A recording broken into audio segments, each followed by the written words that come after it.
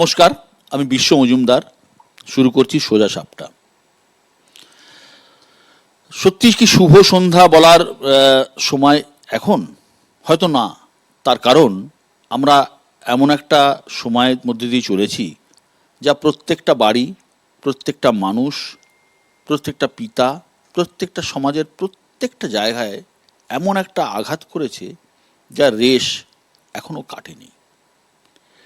কি হয়েছিল আরজিকর হাসপাতালে?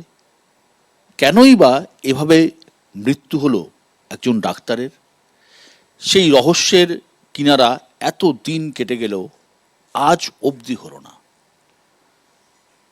রাজনৈতিক দলগুলি লড়াইয়ে নেমে পড়েছে। এ ওর দিকে কাদা ছুটছে, সে তার দিকে ছুটছে। কোর্ট কাছারি সব হচ্ছে, কিন্তু যার গেল তার তো গেল। কি হয়েছিল আসলে তা কিন্তু আজও আমাদের কাছে অধরা। মার্ডার, রেপ, নাকি রেপ অ্যান্ড মার্ডার? অপরাধী বা আততায়ী একজন নাকি আরও অনেক? আমরা এখনো কিন্তু সেই অন্ধগলিতে ঘুরেই চলেছি। কলকাতা পুলিশ হোক বা সিবিআই, রহস্যের কিনারা সত্যিই হচ্ছে না। প্রশ্ন অনেক। আর এ নিয়েই আজ আমাদের সোজাসাপটা। যারা আছেন প্রথমে আলাপ করিয়ে দিই। আমার একদম ডান দিকে রয়েছেন ডক্টর সব্যসাচী মিত্র, বিশিষ্ট মনোরোগ বিশেষজ্ঞ। সব্যসাচী বাবু, আপনাকে স্বাগত আমাদের অনুষ্ঠানে। পাশে রয়েছেন সিপিআইএম নেতা এবং বিশিষ্ট ইঞ্জিনিয়ার, যাদবপুরের অধ্যাপক পার্থপ্রতিম বিশ্বাস। পার্থ, আপনাকে স্বাগত। রয়েছেন তৃণমূল কংগ্রেসের পক্ষে অরূপ চক্রবর্তী। অরূপ, আপনাকেও স্বাগত। আমার ঠিক বাঁ দিকে রয়েছেন অবসরপ্রাপ্ত deputy commissioner of police Satyajit Bandyopadhyay. Satyajit, আপনাকে স্বাগত। তার পাশে রয়েছেন ডক্টর কেয়া ভৌমিক গুপ্ত, বিশিষ্ট চিকিৎসক এবং ঘটনাচক্রে আরজিকর হাসপাতালের প্রাক্তনী। তার পাশে রয়েছেন বিজেপির পক্ষে অভ্র সেন। আমি প্রথমেই কেয়াদির কাছে আসবো। কেয়াদি, এই যে একটা অদ্ভুত মিস্টিরিয়াস ঘটনা, যে রহস্যের কিনারা আমরা সত্যি করে উঠতে পারছি না, আমরা কেন, গোয়েন্দারা করতে পারছেন না?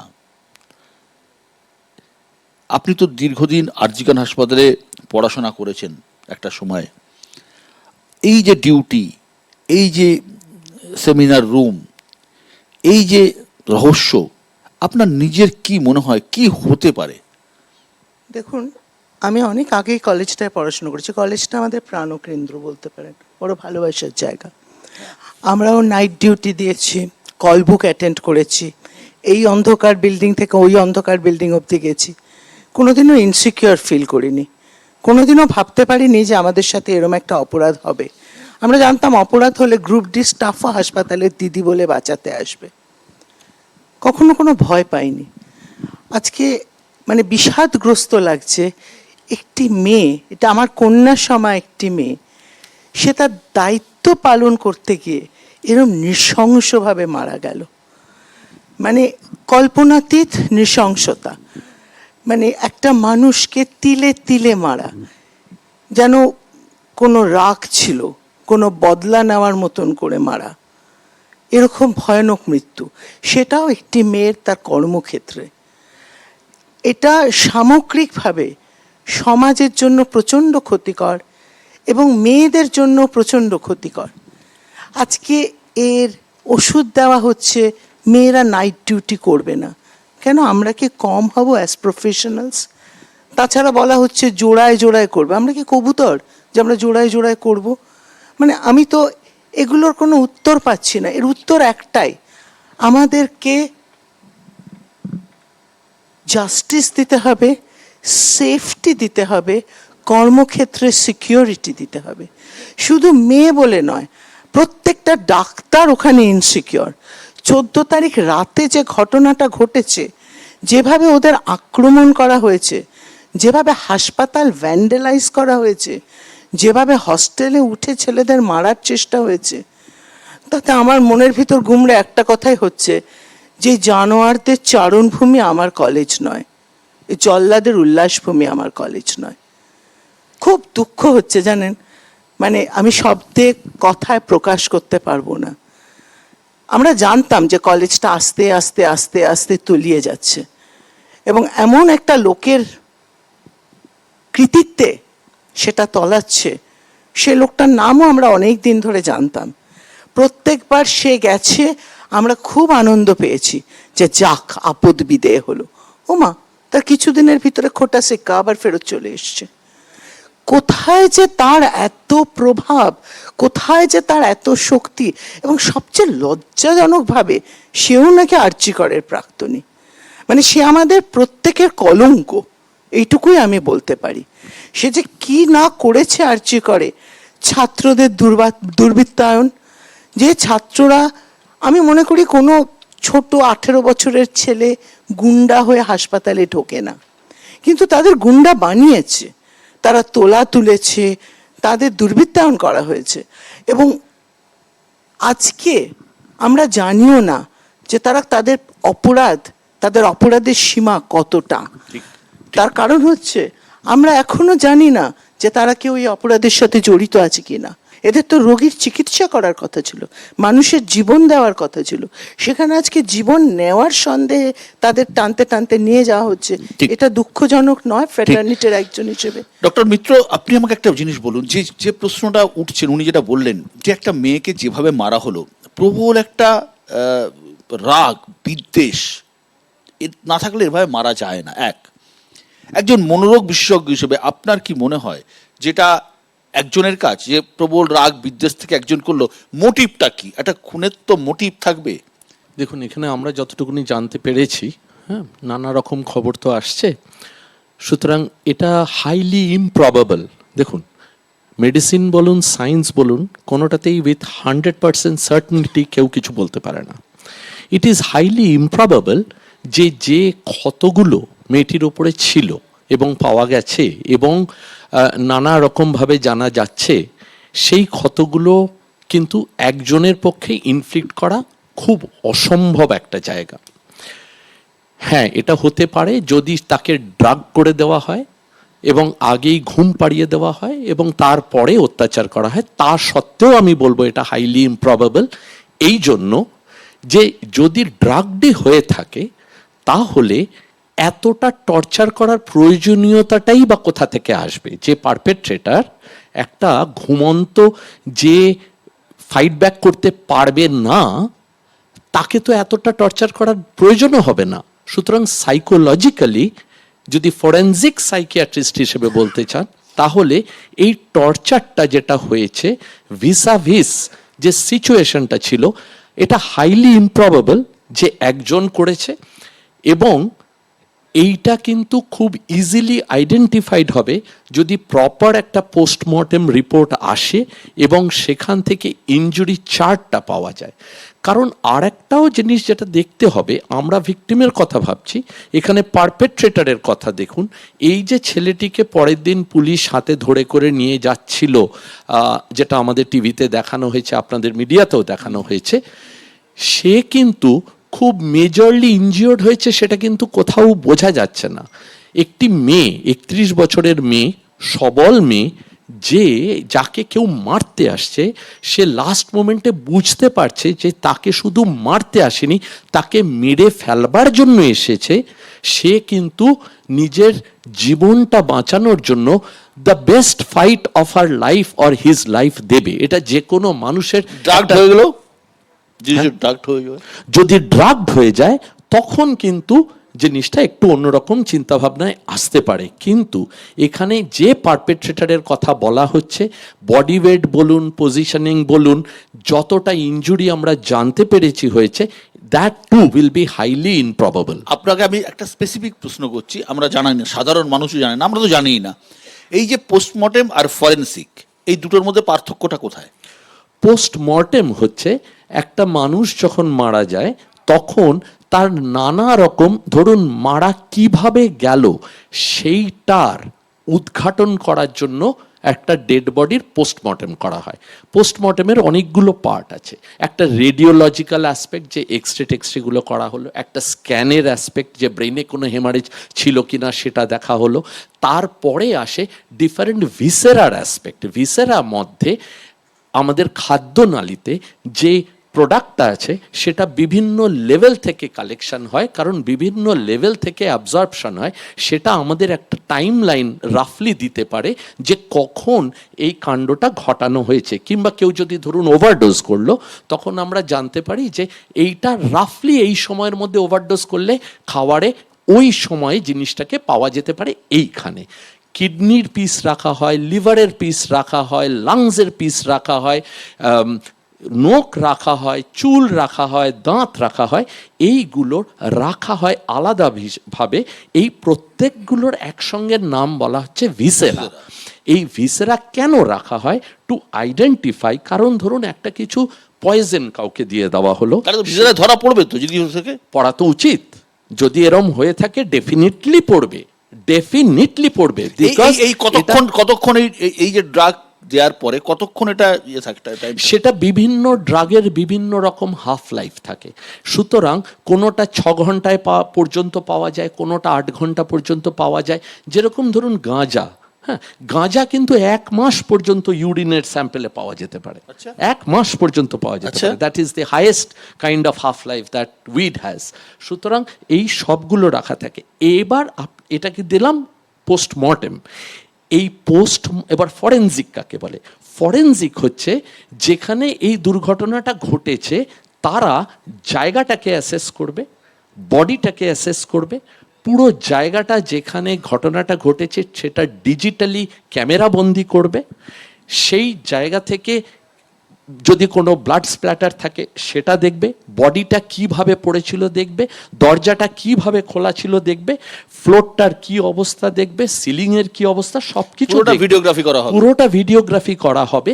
এবং সেইটার ওপরে ফরেনজিক্স না এইটার কজ কি হতে পারে সেটা ডিটারমিন করবে। অর্থাৎ পোস্টমর্টেম এই যে ক্যামেরাটা দাঁড়িয়ে আছে, এটার 3টে পা আছে, তার মধ্যে একটা পা যদি পোস্টমর্টেম হয়, আর একটা পা কিন্তু ফরেনসিক্স। অর্থাৎ সব ডেটাটা নিয়ে ফরেনসিক টিম ডিসাইড করবে when it happened, how it happened and why it happened. ঠিক।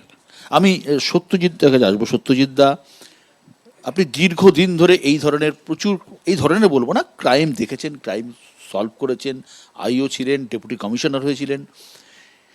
প্রাথমিক দৃষ্টিতে দেখা যাচ্ছে খুন ধর্ষণ বা ধর্ষণ খুন যাই হোক না কেন, সিবিআই বা কলকাতা পুলিশ যারাই তদন্ত করেছে একজনের বেশি কাউকে পাচ্ছে না। দেখে কি আপনার মনে হচ্ছে এখনো কি আমরা কানাগলিতে ঘুরে বেড়াচ্ছি? একটা কথা প্রথম থেকে এটা বলা দরকার আছে, কলকাতা পুলিশ টোটাল বেসিক্যালি 9 তারিখ থেকে 12 তারিখ পর্যন্ত 13 তারিখ পর্যন্ত 4 দিন পেয়েছিল। কিন্তু প্রথম যেটা আমাদের যে এসওপি যেটা আছে, একটা মার্ডার যখন ডেড বডি থাকা হয় তখন কিন্তু এখানে ফরেনসিক এক্সপার্টকে নিয়েই ঢোকা হয়েছে। ফরেনসিক এক্সপার্ট যারা ছিলেন তাদের নির্দেশে সিজার লিস্ট করা হয়েছে। যে ব্লাড, যে হেয়ার, যে স্যালাইভা, যা সিমেন্ট যদি ডিসচার্জ হয়ে থাকে, ওয়ারিং অ্যাপেলসের পোর্শন, যা পোর্শন, ফটোগ্রাফার ছিল ফটোগ্রাফি, সম্পূর্ণ এফএসএল এক্সপার্টরা যা বলবেন সেইভাবেই পুলিশ করে থাকে এবং সেটাই আমরা করে থাকি। আর দ্বিতীয় কথা হচ্ছে যে অ্যাকচুয়ালি পোস্টমর্টেমে যখন আমরা পাঠাই to ascertain the actual cause of death, একটু দুটো লাইন বলি আর কি। আমি in addition to my own work, আমি সাউথ কলকাতার এবং মধ্য কলকাতারও স্পেশাল এক্সিকিউটিভ ম্যাজিস্ট্রেট ছিলাম এই আনন্যাচারাল ডেথের ব্যাপারে। আমরা যেটা করতাম সেটা হচ্ছে যে দেখুন এখানে কিন্তু যেটা করা হয়েছে, জুডিশিয়াল যে ম্যাজিস্ট্রেট তাকে কিন্তু কোর্ট থেকে আনা হয়েছে, তার সামনে টোটাল ইনকোয়েস্ট করানো হয়েছে, বডিতে পুঙ্খানুপুঙ্খ ইঞ্জুরিগুলো একজন জুডিশিয়াল ম্যাজিস্ট্রেট কিংবা এক্সিকিউটিভ ম্যাজিস্ট্রেট করার কথা, কিন্তু এখানে জুডিশিয়াল ম্যাজিস্ট্রেট করেছে, আরও ভেরি পাওয়ারফুল। তো সে প্রত্যেকটা নথিবদ্ধ করেছে এবং নথিবদ্ধ করার পরে তার সেই কপিটা গেছে পোস্টমর্টেম যে ফরেনসিক এক্সপার্টের কাছে, তারপর সেখানে ফরেনসিক এক্সপার্ট সেটা তার পোস্টমর্টেমটা করেছে। প্রত্যেকটা জিনিস লেবেলিং করা হয়েছে, প্যাকেটিং করা হয়েছে এবং আলটিমেটলি আরেকটা ব্যাপার যেটা বলি সেটা হচ্ছে যে এই যে ভিসেরা যেটা আমাদের ডক্টর সাহেব বললেন, আমরা ভিসেরাটাকে আমরা পাঠাই ল্যাবরেটরিতে, সেটা হচ্ছে আমরা ছোট কথায় বলি সিজ রিপোর্ট। দেখবেন পোস্টমর্টমের নিচে লেখা থাকে সিজ রিপোর্ট ইজ পেন্ডিং, অর্থাৎ chemical examination report is pending. অর্থাৎ এই দিক থেকে যে 3-4 দিন যে কলকাতা পুলিশ যেটুকু পেয়েছে তার মধ্যে হয়েছে, হয়তো সামান্য ল্যাকুনা হয়তো আমার মনে হয় তো দু একটা হয়ে গেছে, কিন্তু ঘটনা হচ্ছে টোটাল করা হয়েছে। কিন্তু যেই প্রশ্নটা আপনি করেছেন যে সত্যি কি কানাগুলিতে ঘুরে বেড়াচ্ছে, দেখুন এই কেসটা এত সিস্টেমেটিকভাবে যারা করেছে, যারা করেছে মানে আপনি বহু বচন বলছেন, গরু বছর বলে বহু বচন না, মানে যারা বলছেন, মানে একজন কি একাধিক লোক যারা যে এর মধ্যে ইনভলভ আছে আর কি, খুব সিস্টেমেটিকভাবে তাদের যে এভিডেন্সগুলোকে ঠিক টেম্পারিং যেটাকে বলা হয় সেই টেম্পারিং করা হয়েছে। টেম্পারিংটা হতো না যদি এটাকে কর্ডন করে দেওয়া হতো। কর্ডনটা প্রথমে কারণটা হচ্ছে মানে সত্যজিৎ বন্দ্যোপাধ্যায় আপনি বলছেন যে এটা মার্ডার এবং মার্ডারে আততায়ী একাধিক রেপ রেপ মার্ডার। হ্যাঁ, একটা লাইন যদি যোগ করে আমি শুধু এই যে দেখুন প্রচুর লোক ঢুকে গেছে তো ওই ডেড বডিটা দেখার জন্য দরজাটা ফাঁক করে অনেক লোক ঢুকেছে। সাধারণভাবে যেটা দেখা যাচ্ছে প্রচুর হাতের ছাপ, পায়ের ছাপ, অর্থাৎ মিসক্রিয়েন্ট যদি বেশিও থাকে সেই হাতের ছাপ পায়ের ছাপগুলো এত পরিমাণে হয়ে গেছে যেগুলোকে আইডেন্টিফাই করাও মুশকিল হয়ে যাচ্ছে। এইটাই হয়ে গেছে আসল মুশকিল। একদম একদম। আমি আসবো প্রথমে পার্থদার কাছে আসি। পার্থদা, মুখ্যমন্ত্রী মমতা বন্দ্যোপাধ্যায় প্রধানমন্ত্রী নরেন্দ্র মোদীকে একটি চিঠি লিখেছেন। চিঠিতে তিনি বলেছেন দেশে এই ধরনের অপরাধের সংখ্যা খুব বেড়ে যাচ্ছে, প্রতিদিন প্রায় 90 জনের মতো কেস আসছে, সুতরাং একটা এমন কেন্দ্রীয় আইন করা হোক যে 15 দিনের মধ্যে শাস্তি দিতে হবে। 15 দিনের মধ্যে ফাস্ট ট্র্যাক কোর্ট তৈরি করে 15 দিনের মধ্যে শাস্তি দিতে হবে। না, সেসব তো ভালো কথা, কিন্তু আমাদের বাংলার একটা প্রবাদ আছে যে চোর পালালে বুদ্ধি বাড়ে। এখন প্রশ্নটা হচ্ছে যে এ রাজ্যের মাননীয় মুখ্যমন্ত্রী 13 বছর হয়ে গেল মুখ্যমন্ত্রীর চেয়ারে বসে আছেন, এবং এরম নয় যে এটা এ রাজ্যে প্রথম ধর্ষণ, এরম নয় এটা এ রাজ্যে প্রথম খুন তার মুখ্যমন্ত্রীত্বে। ফলে এই খুন ধর্ষণ এগুলোকে আটকানোর জন্য যে প্রশাসনিক প্রয়াস দরকার সেটা সরকার কতটা নিয়েছে গত 13 বছরে, এমন সামাজিক প্রয়াসও তার সাথে দরকার সেটা কতটা নেওয়া হয়েছে, সেটাই হচ্ছে বড় প্রশ্নের মধ্যে। এই কারণের জন্য যে বলছি যে ধরুন আমাদের ছাত্রাবস্থার শেষ দিকে একটি ছবি, বাঙালি বিখ্যাত ছবি করেছিলেন তপন সিনহা, এক ডক্টর কি মত, সেটা হচ্ছে সারা ভারত জুড়ে নাড়া ফেলে দিয়েছিল। তখন আমরা কেউ বুঝিনি যে প্রায় 34 বছর বাদে এক ডক্টর কি মত আবার ভারতবর্ষ জুড়ে এই সাড়া ফেলে দিতে পারে। এবং সেই অর্থে বাংলা, পশ্চিমবঙ্গ, আমাদের রাজ্য, আমার রাজ্য যে নেগেটিভ পাবলিসিটিটা পেল, দুটো বিষয় পেল, একটা হচ্ছে ল অ্যান্ড অর্ডার, আর একটা হলো যে হেলথ সিস্টেম। ফলে দুটোই ইনফ্যাক্ট কার্যত আমাদের মাননীয় মুখ্যমন্ত্রী সেটা দেখছেন। ফলে তার 1 ডজন দপ্তর আছে। আমি জানি না যে কেন আমাদের রাজ্য এখনো পর্যন্ত একটা ফুল টাইম হেলথ মিনিস্টার পাবে না, এটা হচ্ছে বড় প্রশ্ন যে গত 13 বছরে পাননি। ফলে যে এই খুন হত্যা যাই বলুন না কেন, ফলে তাতে একজন স্বাস্থ্যমন্ত্রী পূর্ণ সময়ের বা একজন স্বরাষ্ট্রমন্ত্রী তার কি ভূমিকা হবে সেটাই তো অ্যাসেসড হবে। ফলে প্রশ্নটা হচ্ছে যে এখানে ইম্পর্টেন্ট যে দেখুন যে এই খুনটা হয়ে যাওয়ার পর আপনি তো অনুষ্ঠান শুরু করলেন এটা যে খুন না ধর্ষণ, আসলে এই মোশন তো ছিলই না, মোশনটা ছিল এটা একটা আত্মহত্যা। অর্থাৎ যেদিন এই ছাত্রীটি সে হচ্ছে মারা যায়, হাসপাতাল কর্তৃপক্ষের তরফ থেকে যে ভার্সনটা দেওয়া হয়েছিল অথবা পুলিশের থেকে, কারণ এখনো পর্যন্ত সেটা বোঝা যাচ্ছে না যে এই ভার্সনটা কার ছিল, যে আসলে এটা হত্যা নয়, এটা একটা আত্মহত্যা।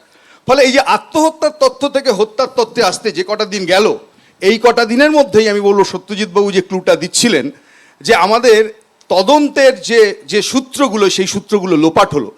14ই আগস্ট মধ্যরাত্রে 12টায় যে ভাঙচুর হলো পুলিশের চোখের সামনে দাঁড়িয়ে, তদন্ত লোপাট হয়নি, তদন্তের সূত্র লোপাট হয়নি। সেমিনার রুম যেখানে খুন হলো সেখানে যেভাবে ভাঙচুর করা হলো পরের দিন সংস্কারের নাম করে, যতটুকু তথ্য প্রমাণ পাওয়া যেত সেটা যায়নি। তাহলে কার দেখার কথা ছিল? বিশ্ব দেখার কথা ছিল আমাদের পুলিশ।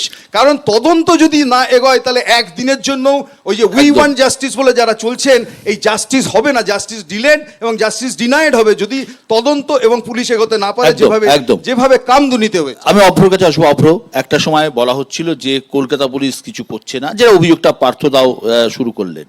সিবিআই তো তদন্তভার অনেক দিন নিয়েছে, সিবিআই তো একই জায়গায় ঘুরে বেড়াচ্ছে। আমি কয়েকটা পার্টিনেন্ট প্রশ্ন করতে চাই আজকে এই প্ল্যাটফর্ম থেকে। দেখুন, মাননীয় সুপ্রিম কোর্ট বলে দিয়েছে যে পুলিশ অকর্মণ্য, পুলিশ অপদার্থ, কিন্তু সেটা এরমভাবে মেনে না নিয়ে একদম স্পেসিফিক কিছু প্রশ্ন করে বলতে চাই। প্রথমত, ক্রাইম সিন নাকি অল্টার্ড হয়েছে, এটা কিন্তু সুপ্রিম কোর্টে অভিযোগ করেছে সিবিআইয়ের কাউন্সিল। ক্রাইম সিন অল্টারেশন বলতে কিছু জিনিস এদিক ওদিক হয়েছে বা পুরো হয়তো সিনটাকেই চেঞ্জ করে দেওয়া হয়েছে। প্রশ্ন আসছে ফরেন্সিক সায়েন্সের, যেটা পূর্ববর্তী বক্তা একজন বলেছেন, ডক্টর মিত্র, হ্যাঁ উনি বলেছেন। এবার দেখুন এসওপি যখন আসছে, যখন এই ধরনের একটা ক্রাইম আইডেন্টিফাইড হবে তখন ওই হাসপাতালের প্রিন্সিপালের কিন্তু এটা দায়িত্ব ছিল যাতে ইমিডিয়েট সেমিনার কক্ষটাকে বন্ধ করে দেওয়া হয় যতক্ষণ না পুলিশ আসছে। কিন্তু তার জায়গায় আমরা কি দেখলাম, জায়গায় জায়গায় ভাইরাল হয়ে গেল ওই সেমিনার হলের ছবি এবং ভিডিও, মানে একাধিক লোকজনকে কিন্তু ওখানে ঢুকতে দেওয়া হলো। এবার এটা আপনারা বুঝুন যে সন্দীপ ঘোষ, যিনি আমাদের মমতা বন্দ্যোপাধ্যায়ের আশীর্বাদ ধন্য বলেই আমরা বুঝতে পারছি এখন, উনি এত বড় ডাক্তার, উনি কিন্তু যথেষ্ট ভালো করে জানেন যে ফরেন্সিক এভিডেন্স কি করে কন্টামিনেট বা ট্যাম্পার করা যায়, কারণ উনি এত বড় ডাক্তার যে ভালো পায়ে প্লাস্টারটা করে দিতে পারেন উনি। এইখান থেকে আমাদের পুলিশ, এত সুন্দর পুলিশ, স্কটল্যান্ড ইয়ার্ডের সঙ্গে তুলনা করা হয়, এত নিচে কুদে কত প্রেস কনফারেন্স করা হলো সিপির তরফ থেকে, কিন্তু সিপি কিন্তু প্রয়োজন মনে করেননি এই সন্দীপ ঘোষকে একবারও ডেকে এই বিষয়ে প্রশ্ন করবেন। মানে একদম রুট থেকেই কিন্তু ফরেন্সিক এভিডেন্স কন্টামিনেট এবং ট্যাম্পার্ড হয়েছে, এবং সেটা ডক্টর সন্দীপ ঘোষের তত্ত্বাবধানে হয়েছে, পরিষ্কার। এরপরে আমি আর কয়েকটা কথা বলতে চাই। এএনআইতে ডক্টর সন্দীপ ঘোষ এই ঘটনাটা সামনে আসার পর একটা ইন্টারভিউ দিয়েছিলেন এবং আপনারাও সম্ভবত সেটা সম্প্রসারণ করেছেন। উনি সেই দিন বলেছিলেন সকালবেলা যে ডক্টর সন্দীপ ঘোষ এমন মহান ব্যক্তি, উনি আপ্রাণ চেষ্টা করেছিলেন নির্যাতিতার প্রাণ বাঁচানোর, কিন্তু নির্যাতিতার ডেথটা নাকি আনঅ্যাভয়েডেবল ছিল। এটা ওনার statement, it is on record. এটা যদি উনি সত্যি কথা বলে থাকেন তাহলে কি আমি ধরে নেব যে উনি প্লেস অফ অকারেন্সে সেই সময় প্রেজেন্ট ছিলেন বা উনি জানতেন? এই গেল এক। এটা তো সিবিআই এর বিষয়, নিশ্চয়ই সিবিআই দেখবে। আমি আসছি, এটা তো সিবিআই এর বিষয়, সিবিআই এর হাতে তদন্ত আছে, সিবিআই দেখবে। আর 10 সেকেন্ড পাওয়া যাবে কি বৈশ্যদা? 10 সেকেন্ড আমি একটা পয়েন্ট জাস্ট বলে দিই। প্লেস অফ অকারেন্স নিয়ে একটা প্রশ্ন এলো, একটা মৌলিক প্রশ্ন কিন্তু আসে যে ডক্টর সন্দীপ ঘোষ নিজে বলেছেন যে ছাত্রদের দাবি অনুযায়ী পাশে ওয়াশরুম তৈরি করার জন্য জায়গাটা উনি ভেঙে দিয়েছেন। এই গেল এক। আপনি এটাও একটু দেখান যে আমাদের রাজ্যের সম্মানীয় পিডব্লিউডি মিনিস্টার একটা ধর্ণা মঞ্চ থেকে বলেছেন যে ওই জায়গাটা নাকি আগে থেকে ভাঙা হচ্ছিল। তার সঙ্গে কুণাল কুমার ঘোষ বলে একজন যে তৃণমূলের বড় নেতা আছেন, গুলিয়ে দিলে হবে উনি বলেছেন ঘুরিয়ে না, আমি বল গুলিয়ে না, আমি চাই আমরা চাই এই বিষয়টা নিয়ে তার মানে সরকারের একটা স্ট্যান্ড, সন্দীপ ঘোষের একটা স্ট্যান্ড, রাজ্যের এই শাসক দলের একজন মুখপাত্রের আরেকটা স্ট্যান্ড, মানে সরকার is in collusion with this crime. তুমি যেটা বললে তার উত্তর অরূপ দেবে, কিন্তু আমরা চাই যে ঘটনা ঘটেছে, নারকীয় ঘটনা ঘটেছে, অপরাধী এক হোক বা একাধিক হোক, প্রত্যেকের শাস্তি যেন হয়, প্রত্যেকে যেন ধরা পড়ে, একজন লোক বা একাধিক লোক কেউ যেন বেরিয়ে না যেতে পারে। আমরা চাই এই সেই প্রশ্নের উত্তর আমরা তো খুঁজে বেড়াচ্ছি, সবাই খুঁজছে, আশা করি আপনারাও খুঁজছেন, কিন্তু তুমি যে প্রশ্নগুলো তুললে অভ্র, অরূপ উত্তর দেবে। বিশ্বদা, সত্যি কথাই শুভ সন্ধ্যা বলা যাচ্ছে না, কারণ সন্ধ্যাটা সত্যি শুভ হচ্ছে না। যে ঘটনা ঘটে গিয়েছে নৃশংস, নারকীয়, মধ্যযুগীয় বর্বরতম ঘটনা বললেও কম বলা হয়। এবং এই ধর্ষণ এবং এই ভয়াবহ খুনের পরে প্রত্যেক শুভবুদ্ধি সম্পন্ন মানুষ, নাগরিক সমাজ রাস্তায় নামবেন, সেটাই প্রত্যাশিত, সেটাই হয়েছে, এবং সেই পদক্ষেপ স্বাগত। কিন্তু এখানে কয়েকটা ফ্যাকচুয়াল মিস ইনফরমেশন বারবার করে স্প্রেড হচ্ছে সোশ্যাল মিডিয়া, এবং আপনাদের এখানে প্যানেলেও বারবার বলা হচ্ছে। আমার পূর্ববর্তী বক্তা হিসেবে পার্থদা বলছিলেন যে আত্মহত্যার কথা, এটা কে বলেছে? কলকাতা পুলিশ। ক্যাটেগরিক্যালি নির্যাতিতার পরিবার, তাদেরকে যখন আপনাদের সংবাদ মাধ্যম ধরেছেন তারাও বারবার বলেছে কলকাতা পুলিশ এই কথা বলেননি। যে বলেছেন সেই ফোন নাম্বার থেকে ফোন এসেছিল, তিনি পরিচয় দিয়েছিলেন ওই হাসপাতালেরই, তিনি নাকি ডেপুটি সুপার। সেই পরিচয় দিয়ে তার পরিবারকে প্রথমে জানানো হয়েছিল আত্মহত্যা। আমরা সবাই জাস্টিস চাইছি। এই মুহূর্তে জাস্টিস যারা দেবেন তারা তদন্তকারী সংস্থা, তার নাম সিবিআই। মহামান্য আদালতের নির্দেশে, হাইকোর্টের নির্দেশে, পরে সুপ্রিম কোর্টের তত্ত্বাবধানে সিবিআই তদন্ত করছেন। 8 দিনের বেশি সময় হয়ে গিয়েছে, এখনো পর্যন্ত সিবিআই এর তদন্তে কলকাতা পুলিশ যে একজন প্রাইম সাসপেক্টকে প্রথম দিন 24 ঘন্টার মধ্যে গ্রেপ্তার করেছিল সার্কামস্টেন্সিয়াল এভিডেন্স এবং সিসিটিভি ফুটেজের ভিত্তিতে, সঞ্জয় রায় যার উপর মূল সন্দেহ ছিল, যদি তার বাইরে, যদি সঞ্জয় রায় করে থাকেন বা না করে থাকেন, বা তার বাইরে আরও একাধিক ব্যক্তি জড়িত থেকে থাকেন, আমরা প্রত্যেকেই প্রত্যাশী যে সিবিআই খুব দ্রুততার সাথে সেই জায়গাগুলোকে আইডেন্টিফাই করবে। আমাদের বক্তব্য খুব পরিষ্কার, আমরা চাই প্রয়োজনে ফাস্ট ট্র্যাক কোর্ট গঠন করে এই ঘটনার তদন্ত দ্রুত হোক। অপরাধী যেই হয়ে থাকুক না কেন, রাজনৈতিক প্রভাবশালী হোক বা না হোক, একটাই জায়গা হোক, ফাঁসি কাট, তার কমে যেন কোনো শাস্তি না হয়। তৃতীয়ত আমাদের বক্তব্য খুব পরিষ্কার, যারা জাস্টিস চাইছেন প্রত্যেকের পাশে আমরা দলগতভাবে রয়েছি। মাননীয় মুখ্যমন্ত্রী প্রথম দিন থেকে অপরাধীর ফাঁসির মতো দৃষ্টান্তমূলক সাজা চেয়েছেন। অভিষেক বন্দ্যোপাধ্যায় বলেছেন প্রয়োজনে এনকাউন্টার করা হোক, কিন্তু জাস্টিসের পাশে থাকা মানেই রাজনীতির ঘোলা জলে মাছ ধরা নয়।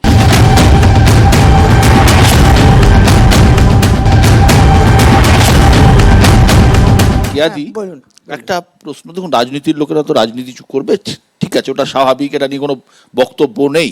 তার কারণ সত্যি কলকাতা পুলিশের দিকে অভিযোগের আঙুল তুলছে বিজেপি, একই সঙ্গে সিবিআইয়ের দিকে অভিযোগের আঙুল তুলছে তৃণমূল কংগ্রেস, এগুলো চলবে। কিন্তু একটা নারকীয় ঘটনা, আপনি আরজি করের একজন প্রাক্তনী, এই যে অপরাধী এক না একাধিক, সিবিআই এখনো তা স্পষ্ট করেনি। সিবিআই কোর্টে গিয়ে বলছে যে হতে পারে যে অনেক কিছু পরিবর্তন করা হয়েছে। যদি তর্কের ক্ষেত্রে ধরেও নেওয়া যায় যে মূল অভিযুক্ত এক এই সঞ্জয় রায়, তাহলে প্রশ্ন ওঠে মানসিক পরিস্থিতি কেমন হলে এই ধরনের অপরাধ একজন করতে পারে? এক অপরাধী নয় বলে আপনি বিশ্বাস করেন? আমি নয় বলে বিশ্বাস করি, কেননা যেটা সবাই বলছেন, যেটা সব্যসাচী বাবু বললেন, ভেরি রাইটলি সেড, যে একজন অপরাধী হলে মেয়েটাকে ড্রাগ করার কথা ছিল। মেয়েটা নিশ্চয়ই একটা সিভিক ভলেন্টিয়ারের সাথে বসে ওর ডিনার করেনি, সে নিশ্চয়ই চারজন সহকর্মীর সাথে করেছে। হ্যাঁ, ফলে তাকে মানে হঠাৎ করে সিভিক ভলেন্টিয়ার তাকে কি করে ড্রাগ করলো, এক নম্বর কথা। এবং সিভিক ভলেন্টিয়ারের তাহলে বলতে হবে মানে অলৌকিক শক্তি একটা 31 বছরের মেয়ের উপর এতটা অত্যাচার করার, এবং তাকে একসাথে স্মদার করা, একসাথে রেপ করা, এবং তদুপরি তার নিজের গায়ে একটি আঁচড় না লাগিয়ে, তাহলে বলতে হবে তার ভিতরে একটা অলৌকিক ঐশ্বরিক শক্তি, ঐশ্বরিক বলবো না, আসুরিক শক্তি বলবো, আছে। ফলে সামহাও আমরা না এই থিওরিটা গাল্প করছি না। আমি সাধারণ মানুষ হিসেবে বলছি, কোনো রাজনৈতিক ঘোলা জলের লোক হিসেবে বলছি না, যে এই থিওরিটা না আমরা একদম নিতে পারছি না। তাহলে অন্যদেরকে খুঁজে পাওয়া যাচ্ছে না কেন? কিছু ট্যাম্পারিং তো হয়েইছে জায়গাটা। আজকে যদি ট্যাম্পারিং না হয়ে থাকে তাহলে আরও ভালো করে এভিডেন্স পাওয়া যেত।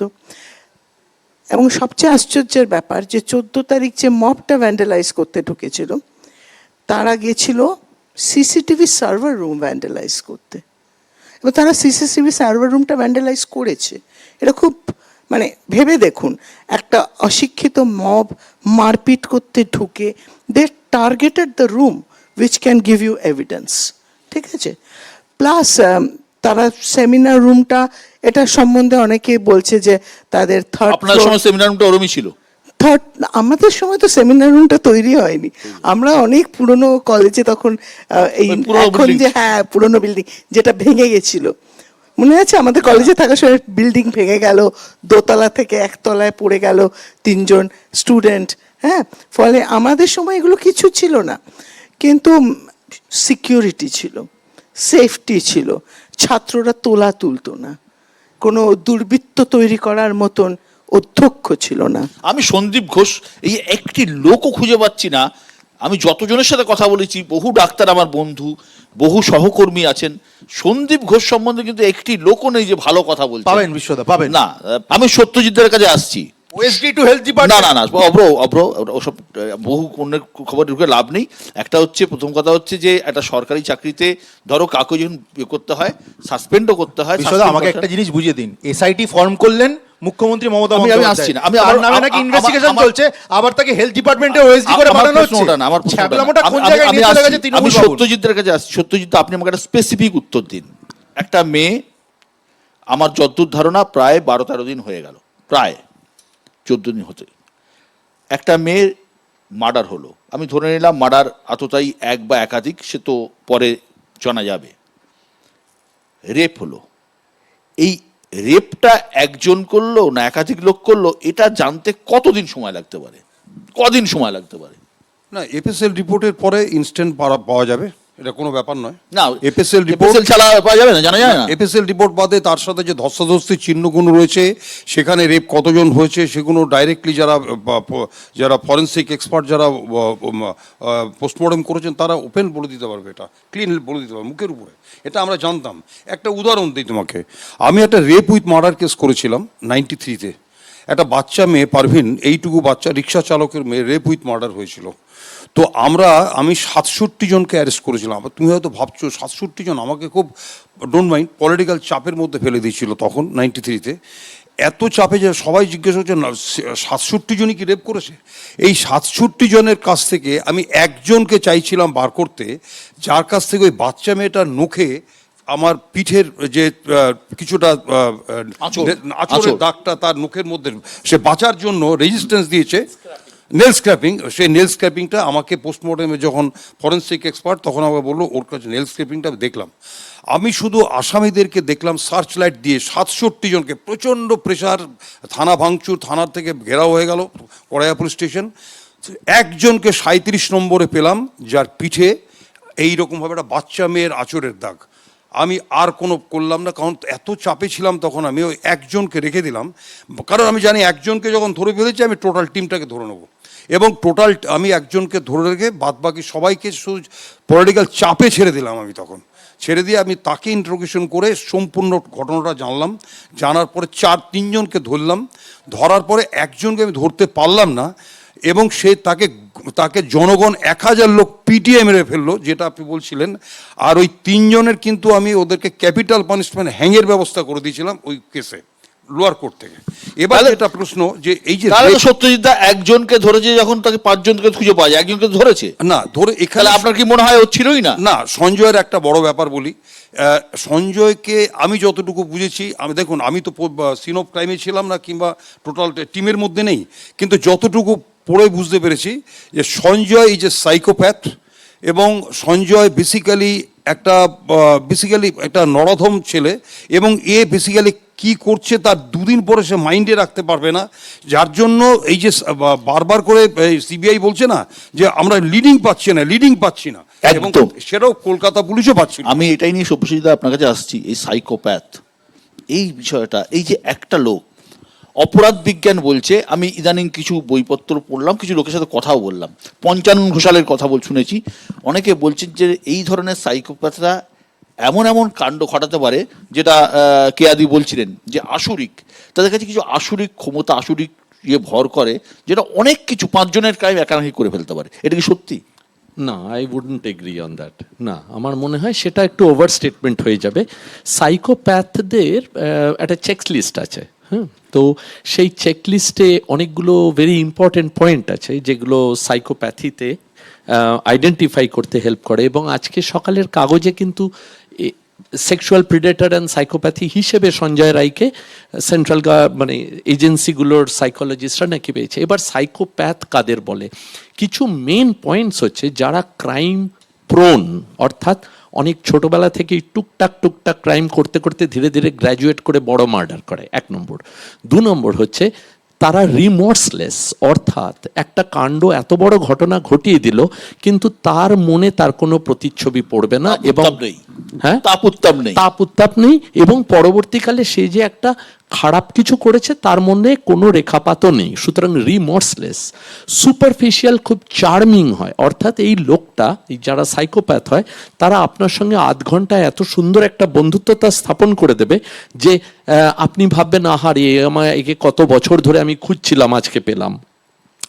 4 নম্বর হচ্ছে they are extremely violent and episodic violence হয়, অর্থাৎ এরা আন্ডার সাবস্টেন্সেস, অর্থাৎ অ্যালকোহল বলুন, ড্রাগস বলুন, সব কিছু এরা সেবন করে, এদের কোমরবিড সাবস্টেন্স ইউজ ডিসঅর্ডার থাকে, এবং সেইটা করে ফেললে এরা যা প্রাণে চায় করতে পারে।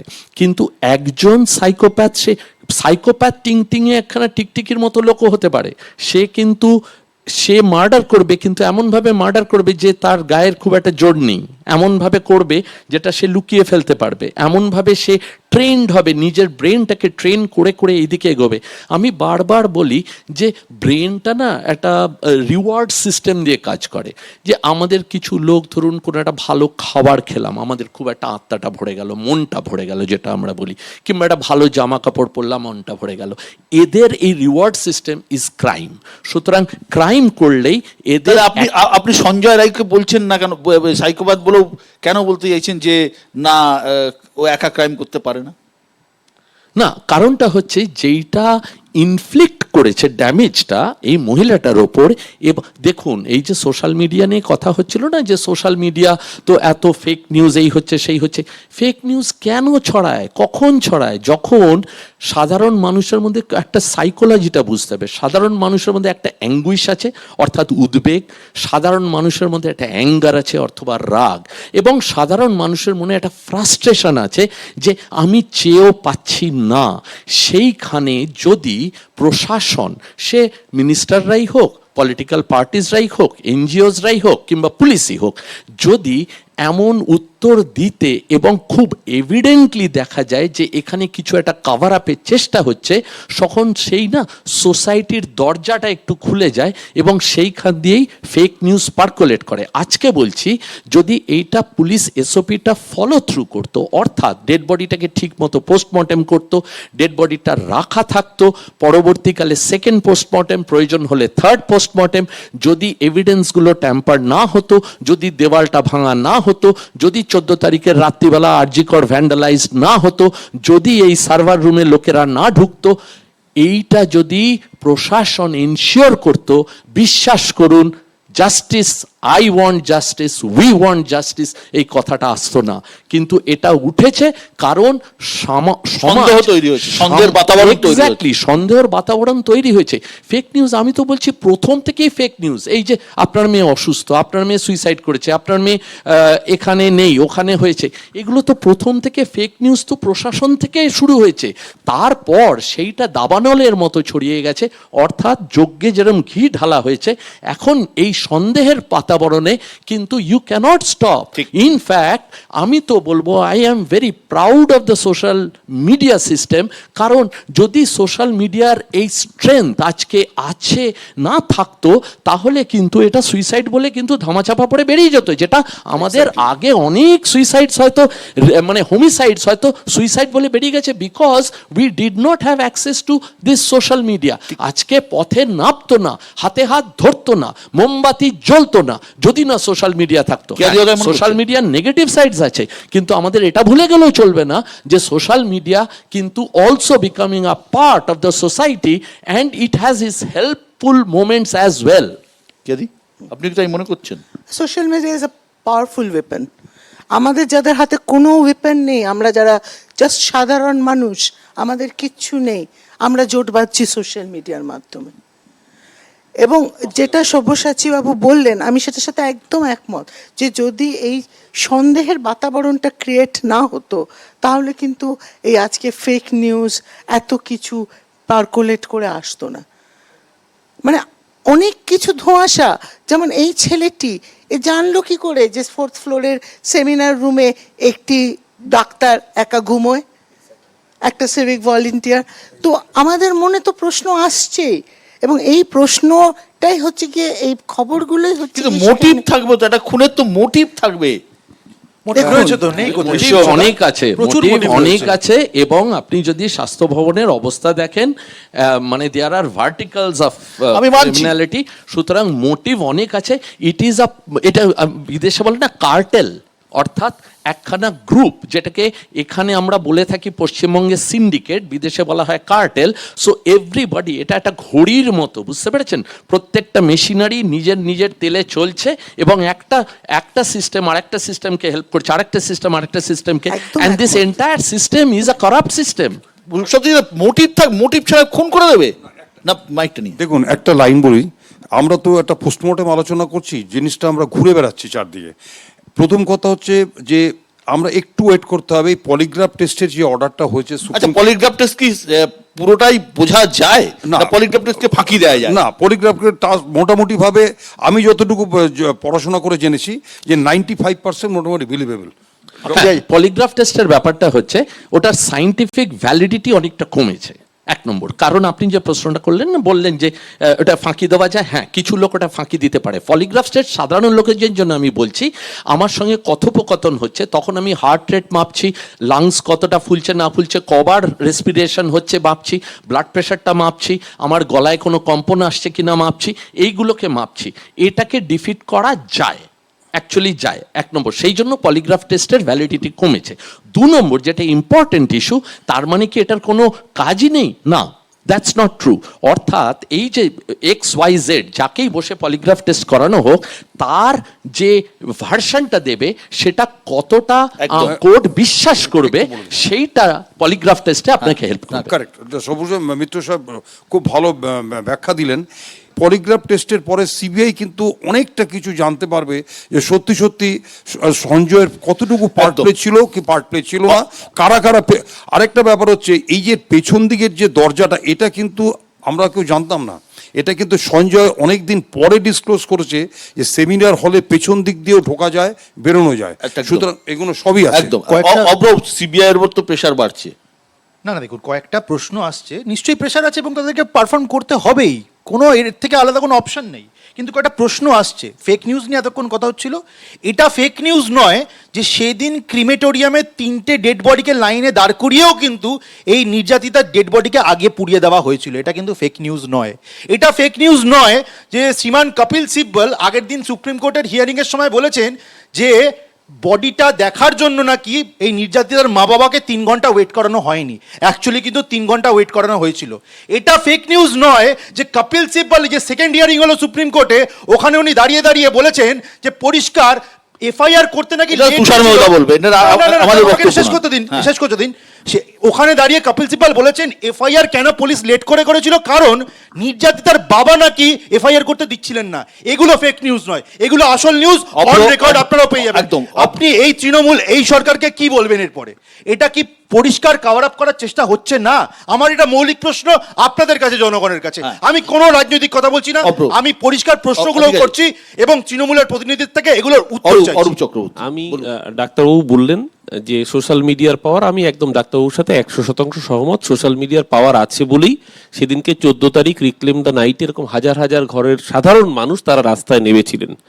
কিন্তু সেই পাওয়ারটা যদি মিসইউজ হয় তাহলে আরো মারাত্মক হয়। আমি যেমন একটা ছোট্ট উদাহরণ দিচ্ছি, ধরুন ডক্টর শুভদীপ মহাপাত্র এই আরজিকর কলেজেই একজন ডাক্তার, হঠাৎ করে রটিয়ে দেওয়া হলো যেহেতু পদবীর মিল আছে, এই শুভদীপ মহাপাত্র এবং তার ছবি সোশ্যাল মিডিয়ায় মেলাইন করা হলো, বলা হলো এ দেশ ছেড়ে পালিয়ে যাচ্ছে, একে আইডেন্টিফাই করা হোক, মব জাস্টিস যাকে বলা হয়, এবং বলা হলো একজন মন্ত্রীর ছেলে পালিয়ে যাচ্ছে। পরে দেখা গেল এর বাবা একজন গ্রামের একজন স্কুল শিক্ষক, তার সাথে তার কোনো সম্পর্ক নেই, বাঁকুড়ার সাথে মেদিনীপুরের কোনো সম্পর্ক নেই, এবং সে একটি অন্য জেলার বিয়ে মহিজ। পার্থদা না, এটা ঠিক যে ঘটনা ঘটার প্রথম দিনই আমাদের রাজ্যের মাননীয় মুখ্যমন্ত্রী বলেছিলেন ফাঁসি চাই দোষী। এরকম একটা হাই পিচ স্টেটমেন্ট পাওয়ার পরও মানুষের তো কী হওয়ার কথা, মানুষ হচ্ছে আশ্বস্ত হওয়ার কথা। মানুষ আশ্বস্ত না হয়ে আস্তে আস্তে মানুষের উত্তেজনার পারদ কেন বাড়তে শুরু করলো? আপনি সোশ্যাল মিডিয়ার ঘাড়ে দোষ চাপানোর আগে না। এইটা আমি আপনাকে বলছি যে ফলে প্রশ্নটা হচ্ছে যে একটা সরকার, ইলেক্টেড গভর্নমেন্টের প্রতি মানুষের বিশ্বাস এবং ভরসা থাকে বলেই তো সরকার আসে। ফলে সেই বিশ্বাসের জায়গাটা কোথাও যদি নাড়া খায়, প্রশ্নের মধ্যে পড়ে, তখন কিন্তু মানুষ সেই অবিশ্বাসের বাতাবরণের মধ্যে ঘুরতে থাকে। এবং আমি আপনাকে এই কারণের জন্যই বলছি যে এই অবিশ্বাসের বাতাবরণ প্রথম শুরু হয় সরকারি অ্যাকশনের মধ্যে দিয়েই। যে ওই সন্তানহারা বাবা মার কাছে প্রথম যে ফেক নিউজটা গেছিল যে আত্মহত্যায় আপনার মেয়ে মারা গেছে, আপনি আসুন, তারপরে তাকে দাঁড় করিয়ে রাখা হয়েছিল 3 ঘন্টা ধরে।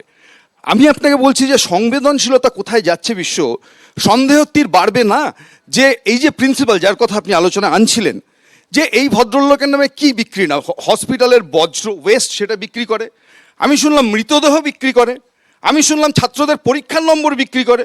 আর কি বিক্রি চান আপনি? একটা হাসপাতাল, আরজি করার মতো প্রতিষ্ঠান আমাদের বাংলার মাঝে। ফলে আমি আবার বলছি, সন্দীপ ঘোষ বললে যদি অরূপ উত্তেজনা বাড়ে, না আমি বললাম ফাঁসি জানার পরও লোকে আশ্বস্ত হচ্ছে না, এখানেই বুঝতে হবে যে এই ফাঁসি চাওয়ার মধ্যে গন্ডগোল আছে কিনা। এই কারণে এই সন্দীপ ঘোষকে আপনি বুঝুন যে কিরকম ভাবে সরকারের অ্যাকশন, বিক্ষোভের মধ্যে পড়ে তাকে এক কলেজ থেকে ছাড়িয়ে, সে নিয়ে বলছে আমি ছেড়ে চলে যাচ্ছি, তাকে বলছে ন্যাশনালে আমি বদলি করে দিলাম। না প্রশ্ন ভুল হয়েছে তো, বলছি তো। ভুল না, বিশ্ব ভুল, Crime এগুলো, crime.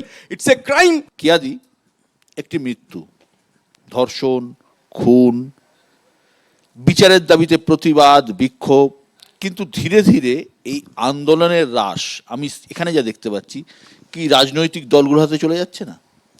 এ তো পশ্চিমবাংলার দুর্ভাগ্য, এখানে সব কিছু নিয়েই রাজনীতি হয়। এখানে ইমোশন, আবেগ, বিচার চাওয়া, আমাদের দুঃখ, আমাদের সাধারণ মানুষের কষ্ট, সব কিছু রং লেগে যায়। এটাই পশ্চিমবাংলার দুঃখ।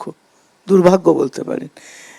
কিন্তু কিছু করার নেই জানেন তো, কারণ প্রত্যেকটা তো রাজনৈতিক ব্যক্তিত্ব, মানে যারা বিচার আটকাচ্ছেন অথবা বিচার হতে দিচ্ছেন প্রত্যেকে রাজনৈতিক ব্যক্তিত্ব, তাই জন্য এটা হবে, এটা অবশ্যম্ভাবী।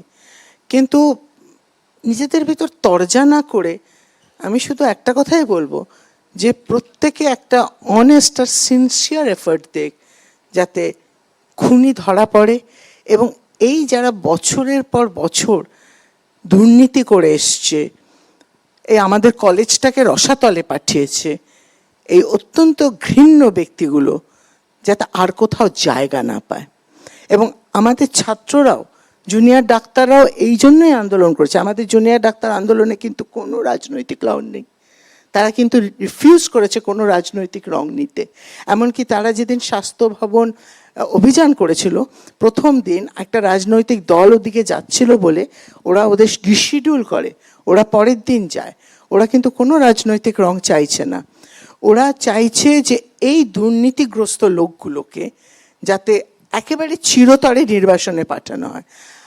আমি জানি না সরকারি চাকরি ব্যবস্থা এটা করা যায় কি না, সত্যি আমি জানি না, কিন্তু কোনোভাবে যদি করা যায় আমি সরকার পক্ষকে আবেদন করব, দয়া করে করুন, দয়া করে এদেরকে ওএসটি বানিয়ে বসিয়ে রাখবেন না। আবার কখনো যদি তারা আবার মাথা চাড়া দিয়ে জ্যাক ইন দ্য বক্সের মতো উঠে আসে, আমরা কিন্তু আর সত্যি নিতে পারছি না এই মানুষগুলোকে। আমরা তো শাস্তিও চাইছি, যদি সন্দীপ ঘোষ জড়িত থাকে আমার তো মনে হয় উনি যেটা বললেন important, officer on special duty, which duty has been assigned. এরকম একজন আমি তো বলবো duty he has been assigned, plaster করবেন পায়। হ্যাঁ, যেটা বলা দরকার আছে, দেখুন বিশ্ব রেজিস্ট্যান্স, আমি যেই কথাটা বলতে চাইছিলাম, এই ডাক্তার ম্যাডাম যিনি মারা গেছেন তিনি কিন্তু প্রচণ্ড রেজিস্ট্যান্স দিয়েছিলেন, এটা আমি শিওর। কেন কোনো শিওর? ইয়ে নেই। কেন শিওর?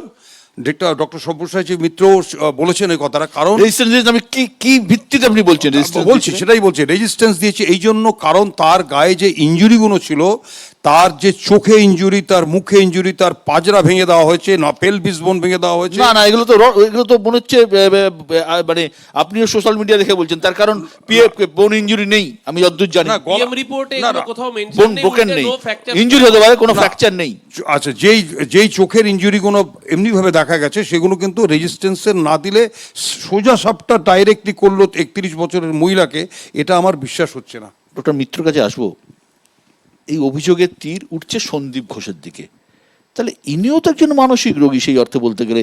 যে ভদ্রলোক কর্মজীবনে ধরুন আরজি করের ডাক্তার, তারপর যদি চণ্ডীগড় পিজিআই থেকে তিনি অর্থোপেডিক দিয়ে পাশ করেছেন, এমডি করেছেন, তা এত লোক একটা মানুষের দিকে, মানে সেই মধ্যযুগী হলে পাথর ছুঁড়ে মেরে ফেলবে এমন অবস্থা, তা ইনিও তো একটা মানসিক রোগী মনে হচ্ছে। না, আমি এখানে I have to oppose this. কারণটা হচ্ছে, ইনাদের যদি আমরা মানসিক রোগী বলি, আমরা কিন্তু ভীষণভাবে মানসিক জেনুইন রোগীদের প্রতি অসম্মান জানাবো, অপমান করব, আরো স্টিগমাটাইজড করব। সুতরাং প্লিজ আমি হাত জোর করে সবাইকে আপনাদের এই চ্যানেল থেকে বলবো, দয়া করে এদেরকে কোনোদিন মানসিক রোগী বলবেন না, কারণ মানসিক রোগীরা কিন্তু এরকম নয়, এরা মানসিক বিকারগ্রস্ত, আমরা ইংরেজিতে বলি পার্সোনালিটি ডিসঅর্ডার্ড ইন্ডিভিজুয়াল। এর সঙ্গে মানসিক রোগের কোনো সম্বন্ধ নেই। এবং আমাকে যদি বলো যে আমি রিসার্চ করতে, আমি এটাও বলবো যে কমন লোকের মধ্যে, আমাদের সবার মধ্যে যে ইনসিডেন্স অফ ক্রাইম আছে, অ্যাকচুয়ালি মেন্টালি আনওয়েল পিপল অর্থাৎ মানসিক রোগীদের মধ্যে কিন্তু তার ইনসিডেন্স অনেক অনেক অনেক কম, contrary to what we are given to understand. সুতরাং আমার এটা আবেদন যে এরা মানসিক রোগী নয়, এরা ক্রিমিনাল, এরা দুরাচারী, এরা করাপ্ট, এদের পার্সোনালিটি ডিসঅর্ডার বলতে পারেন, সাইকোপ্যাথ বলতে পারেন, মার্ডারার্স বলতে পারেন। দেখুন, corruption comes in different wings. একটা ফাইন্যান্সিয়াল করাপশন হয়, একটা সোশ্যাল করাপশন হয়, একটা ইমোশনাল করাপশন হয়, সব রকম হয়। এবং আমরা একটু আগেই কথা বলছিলাম, যেরকম নেশা যারা করে, অর্থাৎ নেশা তো প্রথম দিনই কেউ এলএসডি কিংবা কোকেন নেয় না, প্রথমে সিগারেট দিয়ে শুরু করে, তারপরে আসে অ্যালকোহল, তারপরে আসে গাঁজা, তারপরে ধীরে ধীরে ওপরে ওঠে। তেমনি এরাও, আপনি বলছিলেন না যে, আমি কথাটা শুনছিলাম যে ব্যাপারটা হচ্ছে এই সন্দীপ ঘোষের পেছনে এই লোকটাকে ভালো করে বুঝতে হলে কোল্যাটারাল হিস্ট্রি দরকার, অর্থাৎ ক্লাস 2 এর ক্লাস টিচারের কাছে যান, ক্লাস 5 এর ক্লাস টিচারের কাছে যান, এর ছোটবেলাকার বন্ধুগুলোর কাছে যান, এর কলিগসদের কাছে যান। এরা আপনাকে বলতে পারবে যে এই লোকটা আজকে এই জায়গায় কি প্রসেস অফ গ্র্যাজুয়েশনে হয়েছে। আমাকে অনেকে প্রশ্ন করলো এখান থেকেই যে এই 3 বছর হলো, 3 বছরের মধ্যে কি করে একটা লোক ক্যাটাপাল্ট হয়ে গিয়ে এতটা ক্ষমতার অধিকারী হয়ে গেল। 3 বছরটা তো আমরা চোখে আজকে দেখতে পাই, আরো অনেক আগে থেকে। অনেক আগে থেকে শুরু হয়েছে। যদি দেখা যায়, যদি এটা সত্যিই হয় যে ইনি এই সব কাজ করেছেন এবং যেটা আমরা বুঝতে পারছি সমাজের মধ্যে রটছে, ইনফ্যাক্ট ওনার পাড়ার লোকেরা অলরেডি কমপ্লেন করতে শুরু করেছে যে আমাদের সঙ্গে এই করে, ওই করে, সেই করে। সুতরাং আরও পিছিয়ে যান, 3 বছরের ঘটনা এটা না। এই সব মানুষগুলো অনেক আগে থেকে শুরু হতে থাকে, তৈরি হতে থাকে, করতে করতে আজকের এই জায়গায় এসে পৌঁছয়। হ্যাঁ, একটা কথা বলি, এই যে একটা সার্কামস্টেন্স তৈরি হয়েছে কলকাতার উপরে, এর জন্য কিন্তু কলকাতা পুলিশ এবং ডিসি ট্রাফিকের নেতৃত্বে প্রতিটা গাড়িতে আমাদের নারীরা যেন সুস্থ থাকতে পারে, তাদের উপর যেন অত্যাচার না হয়, তারা একটা ব্যবস্থা করেছেন। সুপ্রিম কোর্টের গাইডলাইনটাকে এনশিওর করার জন্য ডিসি ট্রাফিক কয়েকদিন আগে মিটিং করেছেন। প্রত্যেকটা গাড়ি সত্যজিৎ গাইডলাইন থাকবে, গাইডলাইন আছে, গাইডলাইন ছিল, গাইডলাইন থাকবে। কিন্তু ঘটনা হচ্ছে যেভাবে মানুষের মধ্যে এই অপরাধ প্রবণতা বাড়ছে এবং কোথাও একটা মানে উন্মত্ততা বাড়ছে এবং কোথাও একটা ভয় না পাওয়া বাড়ছে এবং বেপরোয়া ভাব তৈরি হয়েছে, সেটা কিন্তু আগামী দিনে সত্যি আমাদের প্রত্যেকের কাছে চিন্তার। এবং ওইটা না, ওইটাকে একমাত্র সোশিওলজিক্যালি শুধু তো পুলিশ দিয়ে সম্ভব না, সব একদম না। ক্রাইম আনকাটও পুলিশ দিয়ে সম্ভব না, এটা আমি অ্যাকসেপ্ট করি। কিন্তু পুলিশকে যদি ভরসামান হতে হয়, তাকে স্ট্যান্ডার্ড অপারেটিং প্রসিজিওরটাকে ফলো করতে হবে, যাতে আপনি আমি সাধারণ মানুষ সবাই বুঝতে পারি স্যার, এখানে যে একটা না, প্রশ্ন আছে। এখানে এখানে একটা প্রশ্ন আছে। একটু বলে রাখছি, হ্যাঁ, এইটা যাতে লোকে পায়, হ্যাঁ। কিন্তু এটাকে যদি এইরকম হিনিয়াস ক্রাইম ঘটে এবং আমরা সেই সমতুল্য পানিশমেন্ট না দিতে পারি, হ্যাঁ, সেটাকে রিওয়ার্ড করতে থাকি, তাহলে কিন্তু একটা ভিন্ন প্রকৃতির মানে আনসার সোসাইটির কাছে একদম। যাচ্ছে। একটা সেইটা- প্রশ্ন এখানে, ধরুন এই ধরনের কোনো ক্রাইম ঘটছে, তারপরে পুলিশ প্রশাসন সরকারের যদি এটা রোল হয় যে আমরা যা তথ্য প্রমাণ আছে সেটা লোপাট করবো এবং দোষীদেরকে সাজা না দিয়ে সেটা ঢাকবো, তাহলে কি 7 দিন ধরে যারা এখন যাদের এই FIR প্রবণতা হয়নি। রয়েছে তাদের এখনো প্রবণতা বেড়ে যাবে, মহারাষ্ট্রে কারণ তাদের তো বদলাপুর মনে ভয়টা কেটে যেখানে যাচ্ছে। স্কুলের মধ্যে, তারা ভাবছে স্কুলের আমরা যদি এরকম মধ্যে কিছু যৌন করি নির্যাতন তাহলে ধর্ষণ সরকার বা হয়েছে, পুলিশ প্রশাসন 7 আমাদের দিন পাশে ধরে রয়েছে, হয়েছে, সরকার FIR আমাদেরকে হয়নি, সাজা দেবে না, FIR এটা একটা হয়নি, জায়গা রয়েছে তো। এটাই ঠিক, পার্থক্য। অপরাধী শাস্তি পাক, অপরাধীরা শাস্তি পাক যদি অপরাধীরা থেকে থাকে, এবং এর পেছনে যে চক্র, দুর্নীতি, করাপশন এবং যা অপরাধ অন্যরা করে এসেছে সেগুলোরও শাস্তি হোক, এটুকুই আমরা চাই। ভারতবর্ষে প্রতি 15 মিনিটে একজন করে মহিলা ধর্ষিত হন, এটা কিন্তু অন রেকর্ড। এবং আমরা চাই ভারতবর্ষে, বাংলা শুধু নয়, গোটা ভারতবর্ষে কোথাও যেন এ ধরনের ঘটনা না ঘটে এবং একটা সুস্থ সমাজ আমরা প্রত্যেকেই আশা করি। কিন্তু তার আগে আরজিকর কাণ্ডের প্রত্যেকের একটাই দাবি, অপরাধী এবং অপরাধীদের চূড়ান্ত শাস্তি হোক এবং এই অন্ধ কানা গলির মধ্যে যে আমরা ঘুরে বেড়াচ্ছি সেখান থেকে একটা আলোর দিশা আমরা দেখতে যেতে পাই, যে এক না একাধিক অনেক প্রশ্নের উত্তর যেন আমরা পাই, এটুকুই শুধু চাওয়া।